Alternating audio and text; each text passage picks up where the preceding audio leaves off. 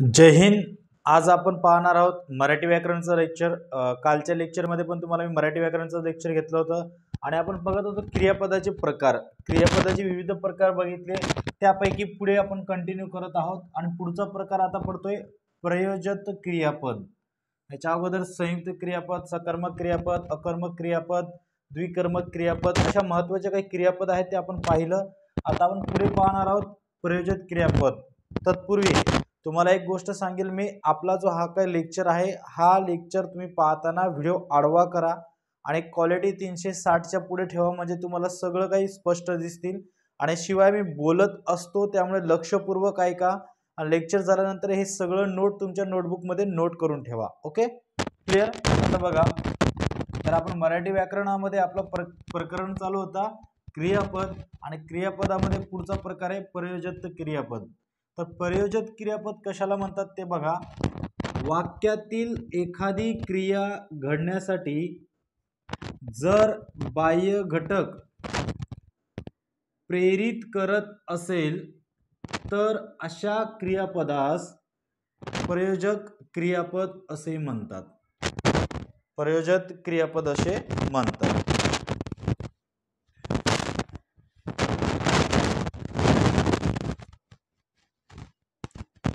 Okay, प्रयोजक नाव आहे इथं. बघा, प्रयोजक क्रियापद म्हणजे काय? वाक्यातील एखादी क्रिया घडण्यासाठी जर बाह्य घटक प्रेरित करत असेल तर अशा क्रियापदास प्रयोजक क्रियापद असे म्हणतात. उदाहरणार्थ आहे रामू कुत्र्याला पळवितो. म्हणजे हा जो काही एक घटक आहे या घटकाला पळवण्यासाठी रामू काय करत आहे? मदत करत आहे. म्हणजे रामू कुत्र्याला काय करतो? पळवितो. पळवितो, बसवितो, चालवतो असे जे काही क्रियापद असतात त्यांना म्हणतात प्रयोजक क्रियापद. आता इथं एक एक्झाम्पल दिलंय, रामू कुत्र्याला पळवितो. म्हणजे रामूने कुत्र्याला पळवण्यासाठी काय केलेले या ठिकाणी? मदत केलेली आहे, म्हणून हा प्रयोजक क्रियापद. त्याच्यानंतर दुसरा जो एक्झाम्पल आहे, शिक्षक मुलांना बसवितात. म्हणजे मुलं काय आपोआप बसतात का? नाही, तर त्यांना कोण बसवतात? शिक्षक बसवतात, बसवितात, म्हणून हा प्रयोजक क्रियापद आहे. म्हणजे एखादी क्रिया करण्यासाठी बाह्य घटक प्रेरित करत असेल तर ते काय असतात? प्रयोजक क्रियापद असतात. अशा पद्धतीने प्रयोजक क्रियापद तुम्हाला ओळखायचं आहे. लक्षात ठेवा, जर एखादी क्रिया घडण्यासाठी जर बाह्य घटक प्रेरित करत असेल किंवा बाह्य घटकाचा सहभाग असेल तर त्यांना म्हणतात प्रयोजक क्रियापद. तर त्यामुळे तुम्हाला हा एक्झाम्पल दिले, शिक्षक मुलांना बसवितात. मुलं आपोआप बसत नाही तर शिक्षक मुलांना बसवितात, म्हणून हा प्रयोजक क्रियापद आहे. आणि पहिला एक्झाम्पल आहे रामू कुत्र्याला पळवितो. म्हणजे रामू कुत्र्याला पळवितो, म्हणून हा प्रयोजक क्रियापद आहे. आणि जो पुढचा प्रकार पडतो शक्य क्रियापद. काय प्रकार आहे पुढचा? शक्य क्रियापद. आता प्रयोजक क्रियापद आणि शक्य क्रियापद या दोघांना एकमेकांवरती ते डिपेंड आहेत आणि एकमेकांमध्ये थोडंसं काही फरक आहे ते आपण आता जाणून घेऊया. शक्य क्रियापद, एखादी क्रिया करणे कर्त्याला शक्य म्हणजे क्रिया करण्याचे सामर्थ्य आहे. जर समजा एखादी क्रिया करायची असेल आणि ती क्रिया करण्याचं सामर्थ्य जर त्या कर्त्यामध्ये असेल तर अशा क्रियापदामधून व्यक्त होते त्याला शक्य क्रियापद असे म्हणतात. बघा, वाक्य एकदा समजून घ्या. एखादी क्रिया करणे कर्त्याला शक्य म्हणजे क्रिया करण्याचे सामर्थ्य आहे असे ज्या क्रियापदामधून व्यक्त होते त्याला शक्य क्रियापद असे म्हणतात. आता बघा, या जे का प्रयोजक क्रियापद आहे याच्यामध्ये बाह्य घटक आपल्याला करण्यासाठी भाग पाडतो, म्हणून याला प्रयोजक क्रियापद म्हणतात. आणि शक्य क्रियापद म्हणजे काय? आपोआप आपण करतो त्याला म्हणतात शक्य क्रियापद. उदाहरणार्थ जर आपण घेतलं, आईला आता काम करवते. म्हणजे काय होतं? आई आता काम करू शकते किंवा आता काम करणार, अशा घटकाला आपण काय म्हणणार? शक्य क्रियापद. म्हणजे आईला आता काम करवते, मला आता खाववते. मला आता खाववते म्हणजे स्वतःहून मी ती क्रिया करू शकतो, मला बाह्य घटकाची आवश्यकता नाही, अशा क्रियापदांना म्हणतात शक्य क्रियापद. प्रयोजक क्रियापद आणि बघा लक्षात ठेवा, प्रयोजक क्रियापद, शक्य क्रियापद यांचा जो काही शेवटचं क्रियापद आहे पळवितो, बसवितात असे शब्द असतात बघा. इथं खाववते, इथं करवते असे जर शब्द आले तर अशांना आपण म्हणणार प्रयोजक क्रियापद किंवा शक्य क्रियापद असणार. तर प्रयोजक क्रियापद कधी असणार? ज्यावेळेस क्रिया करण्यासाठी तिसरा घटक भाग पाडत असेल त्यावेळेस प्रयोजक क्रियापद होणार. आणि शक्य क्रियापद कधी होणार? ज्यावेळेस स्वतःहून ती क्रिया करत असेल त्यावेळेस शक्य क्रियापद होणार. आता या दोघांमधला नेमका फरक काय ते तुम्हाला मी सांगतो.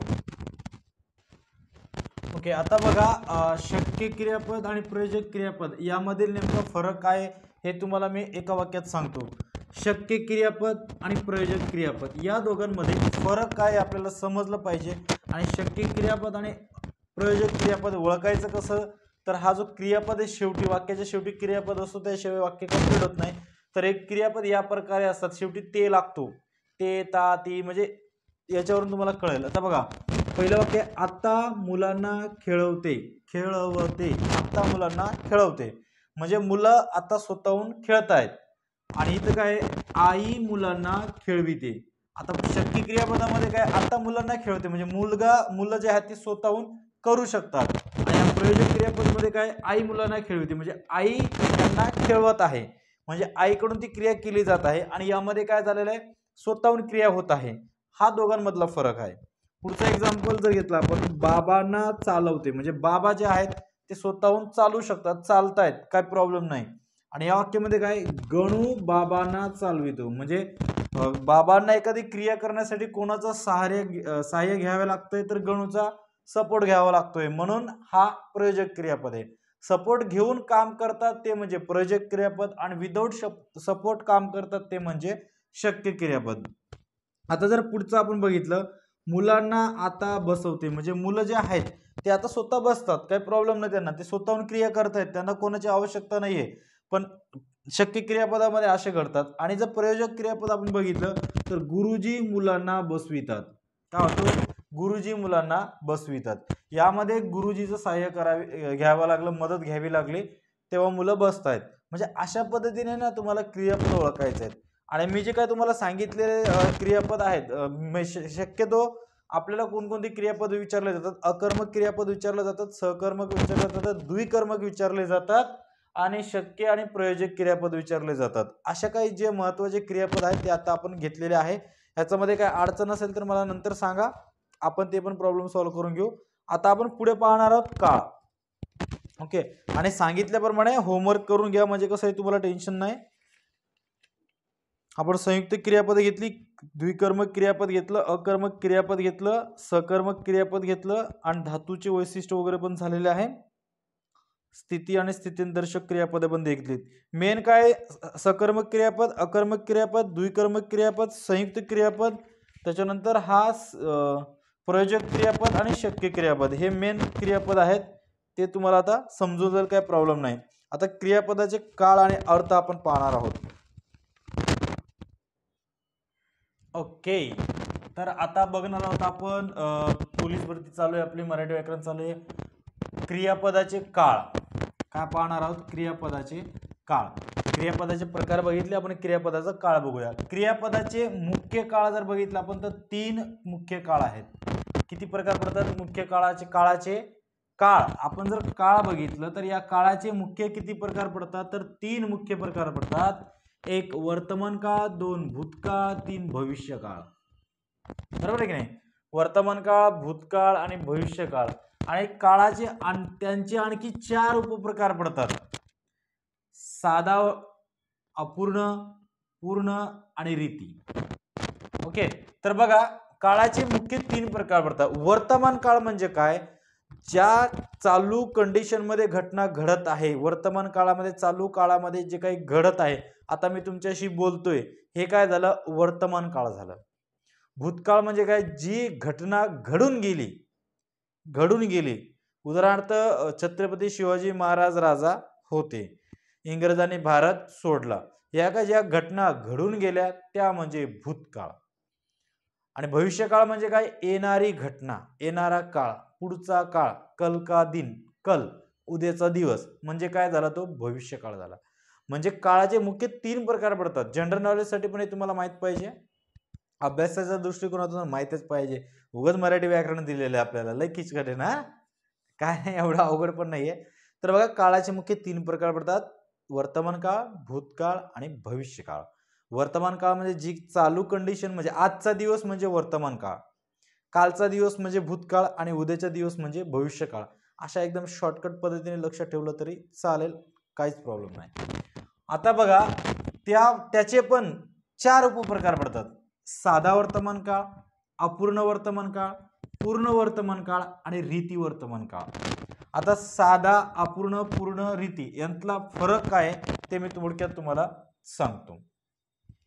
जी क्रिया चालू आहे, जी क्रिया चालू आहे नॉर्मल एकदम, मी अभ्यास करतो, मी लिहितो, अशा काही जी नॉर्मल गोष्टी आहे, मी अभ्यास करतो, मी आंबा खातो, मी पाणी पितो, हे जे काही नॉर्मल गोष्टी आहेत त्यांना म्हणतात साधा.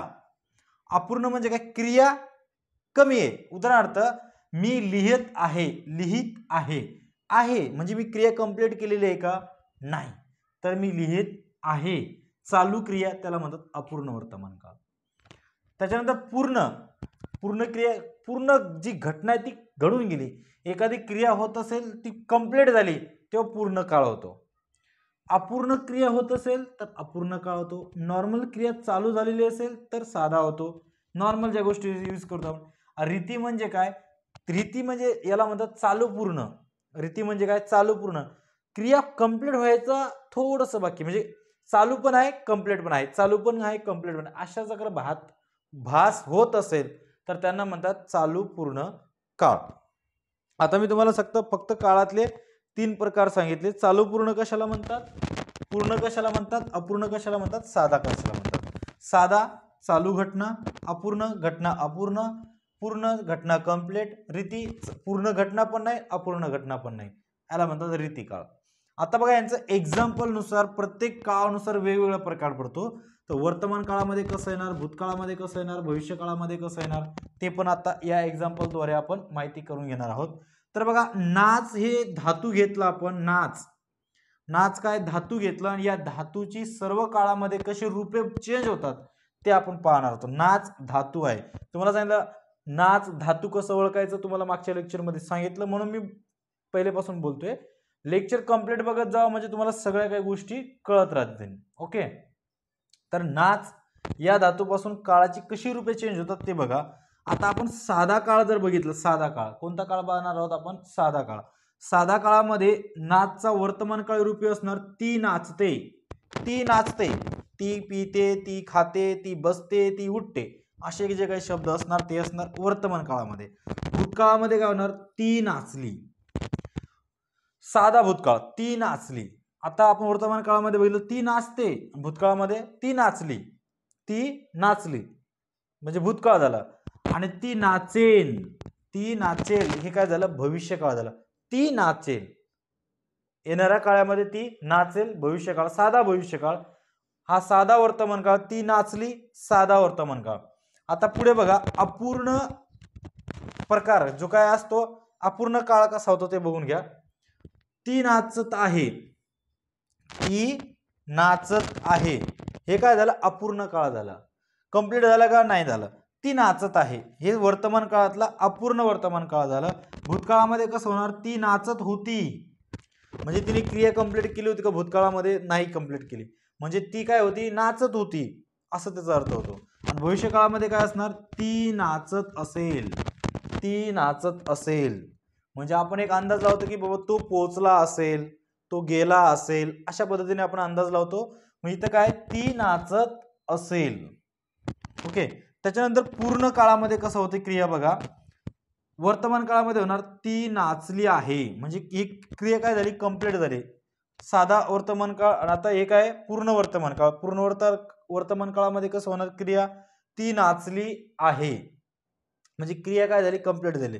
भूतकाळामध्ये कसं होणार, ती नाचली होती, ही भूतकाळ झालं, होती भूतकाळ. त्याच्यानंतर ती नाचत असेल म्हणजे काय झालं, पूर्ण काळ. ती नाचत असेल, हे दोन्ही पण काय सेम आहे, म्हणजे अपूर्ण काळ आणि पूर्ण काळ. भविष्य काळामध्ये काय असतात ते, ती नाचत असेल, ती नाचली असेल आहे ते. ओके, थोडासा फरक आहे, ती नाचत जाईन. बघा आता काय फरक आहे बघा, अपूर्ण काळ आणि पूर्ण भविष्य. अपूर्ण आणि पूर्ण, ती नाचत आहे हे झालं तुमचं साधा अपूर्ण काळ. अपूर्ण मध्ये ती नाचत होती साधा भूतकाळ, सॉरी अपूर्ण भूतकाळ, ती नाचत असेल अपूर्ण भविष्यकाळ.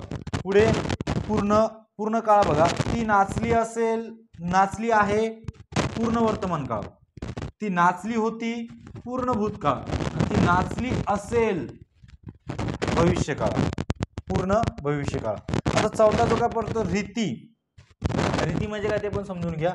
रीती म्हणजे ती नाचत असते, ती नाचत असते, ती क्रिया करत असते, धड ती कंप्लीट पण होत नाही, धड ती अपूर्ण पण राहत नाही, ती नाचत असते, म्हणून त्याला म्हणतात रीती वर्तमान काळ.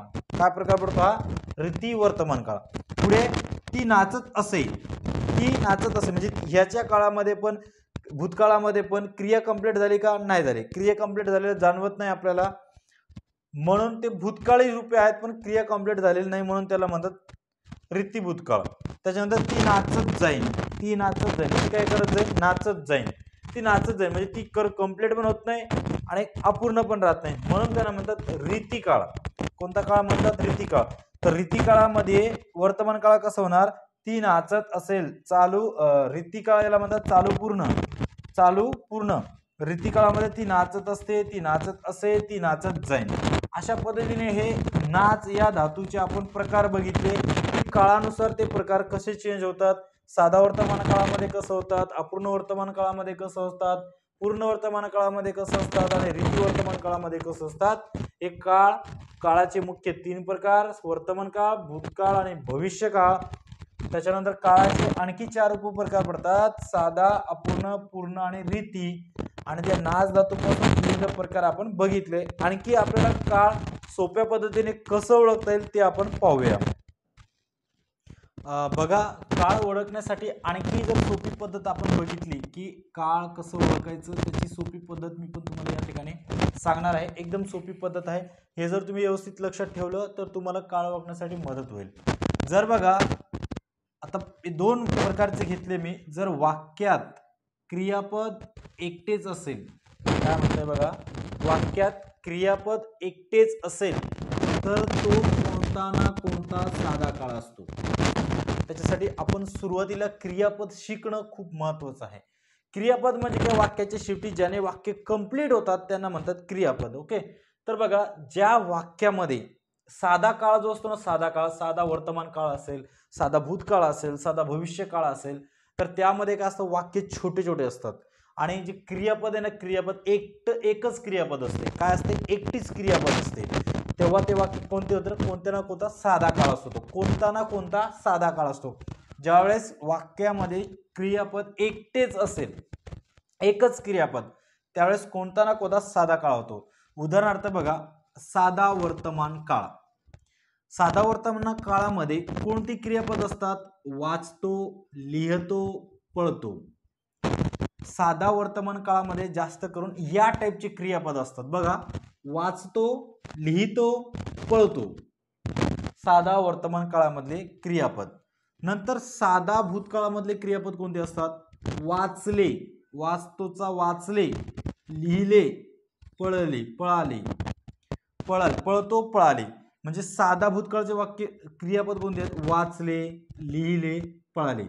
आणि साधा भविष्य काळातील क्रियापद कोणते आहेत, वाचेल, लिहिल, पळेल. बघा आता वाच या क्रियापदाचा साधा वर्तमान काळ वाचतो, साधा भूतकाळ वाचले, साधा भविष्यकाळ वाचेल. फरक बघा, वाचतो, वाचले, वाचेल.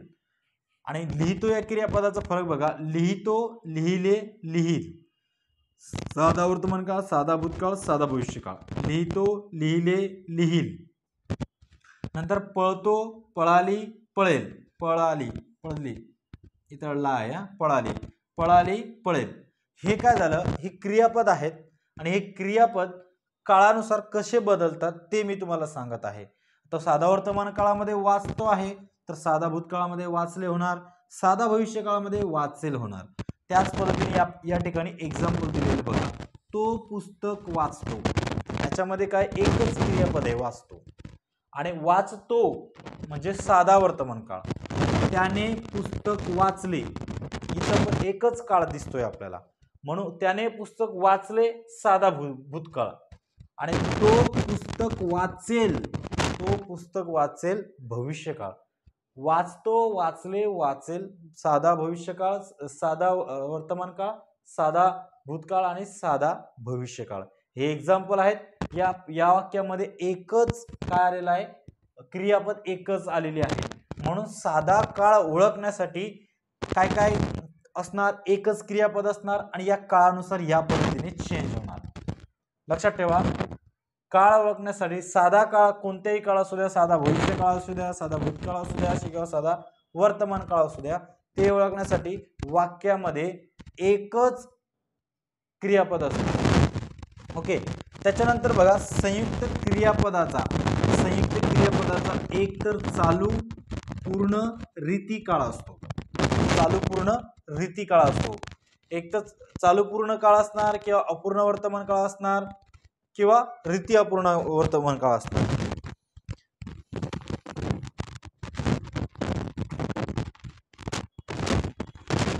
ओके, चालू वर्तमान काळ, चालू काळ म्हणजे काय, अपूर्ण. चालू याचा अर्थ काय होतो, अपूर्ण होतो. लक्षात ठेवा, काळाचे जे काही 4 प्रकार पडतात, साधा वर्तमान काळ, साधा, अपूर्ण, पूर्ण आणि रीती. तर चालू म्हणजे काय, अपूर्ण काळ, पूर्ण काळ आणि रीती काळ. तर संयुक्त क्रियापदाचा जर संयुक्त क्रियापद आले तर संयुक्त क्रियापदामध्ये चालू, पूर्ण, रीती या 3 काळापैकी एक काळ कोणता तरी असतो. म्हणजे अपूर्ण काळ असू शकतो, पूर्ण काळ असू शकतो किंवा रीती काळ असू शकतो. रीती भविष्यकाळ वगैरे सांगितलं ना मी, 4 प्रकारचे उपप्रकार पडतात त्या पद्धतीने. चालू असू शकतो, पूर्ण असू शकतो किंवा रीती असू शकतो. पण त्यावेळेस काय असणार, तुमची क्रियापद संयुक्त क्रियापद असणार. आणि संयुक्त क्रियापद म्हणजे काय असणार, एखादी क्रियापदाला लागून एखादी सहाय्यकारी क्रियापद घ्यावे लागते. एखादे क्रियापद, एक वाक्य कंप्लीट करण्यासाठी एखाद्या क्रियापदाची मदत घ्यावी लागते, त्यावेळेस त्याला म्हणतात संयुक्त क्रियापद. ओके, तर बघा संयुक्त क्रियापदामध्ये आहे, होता आणि असेल हे जे काही प्रकार पडतात, आहे म्हणजे वर्तमान काळ, होता म्हणजे भूतकाळ आणि असेल म्हणजे भविष्यकाळ. आहे, होता, असेल हे जे काही क्रियापद येतात ते जास्त करून चालू, पूर्ण आणि रीती या काळामध्ये येतात.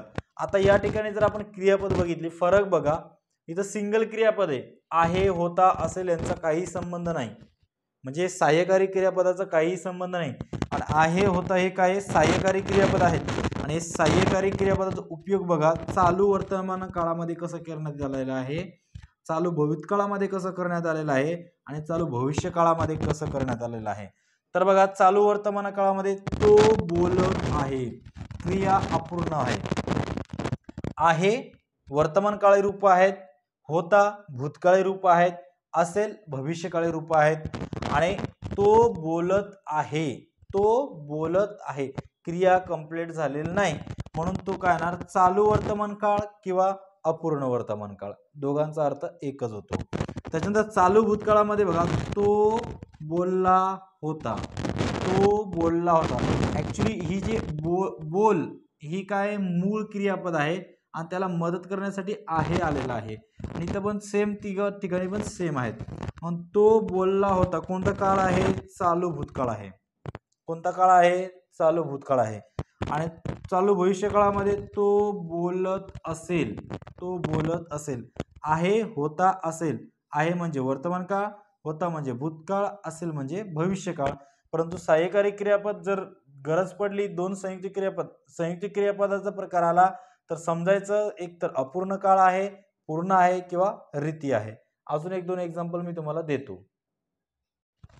ओके, तर आता बघा आपण 2 काळ बघितले. ज्यावेळेस संयुक्त क्रियापद असते त्यावेळेस पूर्ण काळ असतो किंवा अपूर्ण काळ असतो किंवा रीती काळ असतो.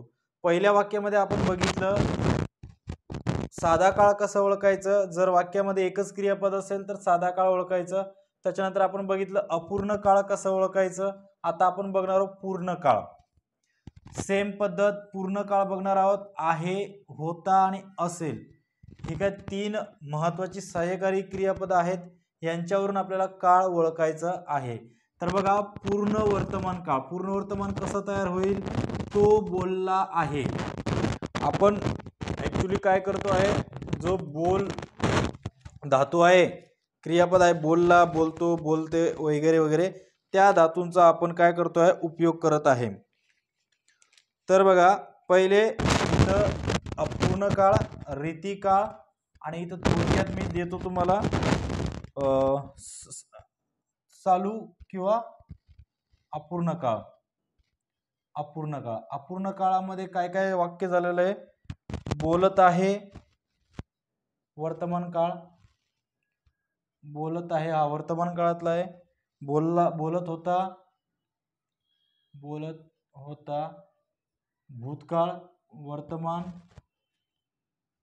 भूतकाळ, चालू वर्तमान, चालू भूतकाळ, बोलत असेल तो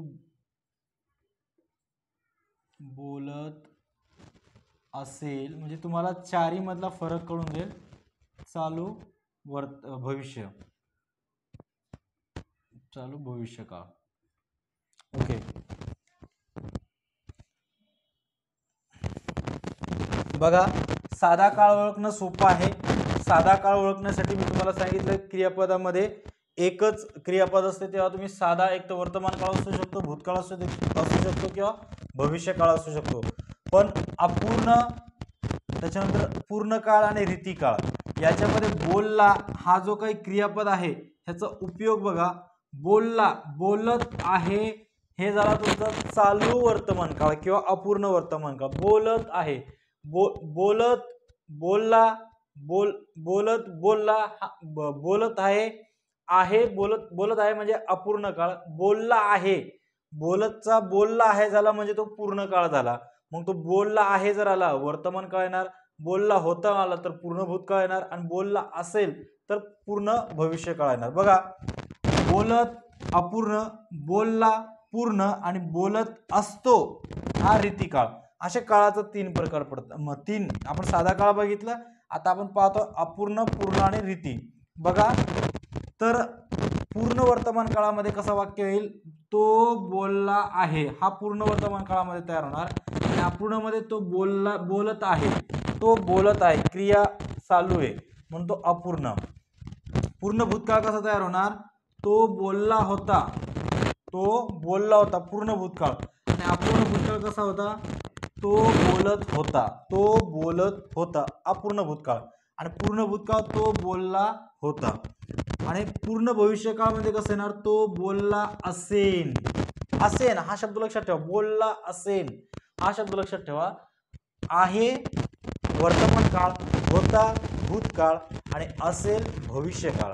पण वाक्यावरून आपल्याला ओळखता यायला पाहिजे ती पूर्ण काळ आहे की अपूर्ण काळ आहे ते.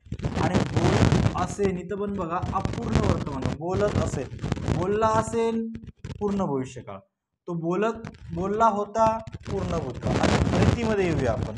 रीतीमध्ये सहाय्यकारी जे क्रियापद असतात ते कोणकोणते असतात, असतो, असतात, असते, असे तीन क्रियापद असतात. चालू रीती वर्तमान काळामध्ये, असे, असू हे रीती भूतकाळामध्ये असतात, जाईन, जातील हे रीती भविष्य काळामध्ये असतात. रीती वर्तमान काळामध्ये असतो, असतात, असेन, रीती भूतकाळामध्ये असे, असू, आणि रीती भविष्य काळामध्ये जाईन, जातील.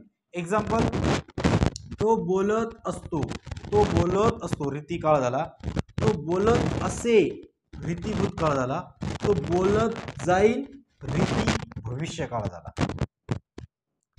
हे जे हे काय सहाय्यकारी क्रियापद आहेत, या सहाय्यकारी क्रियापदाचा अशा वापर तुम्ही करू शकता. बघा रीतिकाळ, असतो, असतात, असते, हे काय झालं वर्तमान काळात झालं, रीती वर्तमान काळात. असे, असू रीती भूतकाळ, जाईन, जातील रीती भविष्य काळ. आणि साधा वर्तमान काळ ओळखण्यासाठी सोपी पद्धत मी तुम्हाला सांगितली. साधा कोणताही काळ ओळखा तुम्ही, त्याच्यामध्ये सहाय्यकारी क्रियापदाची आवश्यकता नसते, एकच क्रियापद असते. फक्त पूर्ण काळ, रीती काळ आणि अपूर्ण काळ या तिघांसाठी सहाय्यकारी क्रियापदाची आवश्यकता असते. ते सहाय्यकारी क्रियापद यानुसार बदलत असतात. ओके, होता, होता, असेल हे झालं आहे वर्तमान काळातला रूप आहे. होता, भूतकाळ, असेन, भविष्यकाळ, असतो, असतात, असते, वर्तमान काळ, असे, असू, भूतकाळ, जाईन, जातील, भविष्यकाळ. तो बोलत असतो, तो बोलत असे, तो बोलत जाईन, अशा प्रकारे प्रकार पडतात. समजलं का आता? आय होप मला वाटतं समजलं असेल. तुम्हाला काळ ओळखण्याची सोपी पद्धत मी तुम्हाला सांगितलेली आहे. वर्तमान काळ कसा ओळखायचा, रीतिकाळ, भविष्यकाळ. तुम्ही परत एकदा व्यवस्थित अभ्यासा, व्यवस्थित नोटबुकमध्ये लिहून घ्या, म्हणजे तुम्हाला कळेल. आणि नाही जर समजलं परत एकदा विचारलं मी तुम्हाला सांगेल. तर आजच्या लेक्चरमध्ये आपण एवढंच घेऊया. नेक्स्ट लेक्चरमध्ये परत मराठी व्याकरणाचा जो काळ आहे त्याचं डीपमध्ये माहिती घेऊया, आणखी डीपमध्ये थोडीशी माहिती घेऊया. हे परीक्षेच्या दृष्टिकोनातून इम्पॉर्टंट झालेलं आहे आपला, पण आणखी डीपमध्ये आपण माहिती घेऊया. ओके, आजच्या व्हिडिओमध्ये एवढंच. नेक्स्ट व्हिडिओमध्ये भेटूया. तोपर्यंत जय हिंद.